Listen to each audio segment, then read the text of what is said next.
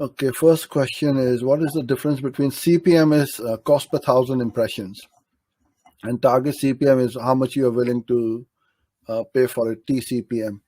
That if you want to pay 10, 20, 30, and so on. We never go on TCPM bidding, to be honest with you, or CPM bidding.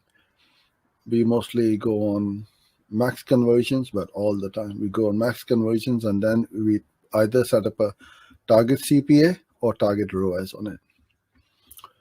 What is the ad rank threshold? There isn't any such thing. You want your ad rank to be as high as possible to be competitive in the auction. Now that is dependent on how good your competition is. So let's say, give you an analogy of a boxing match. If you are fighting against amateur boxers, you are most likely to win the match because you are an experienced boxer and you know what you're doing, right? But if you are